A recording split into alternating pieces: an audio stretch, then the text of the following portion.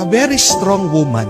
At meron pong kasabihan, the strongest wings are those who fly alone. Ang ganda po, no? Mga pinakamalakas na pakpak, mga pinakamatayag lumipad ay yung mga mag-isa. When you are alone, God knows that you can do it. Bakit pinapabayaan ka ng Diyos sa mag-isa? Kasi alam niya kaya mo. Kasi alam niya malakas ka. Kasi alam niya ikaw lang sa iyong kakayahan magtatagumpay ka.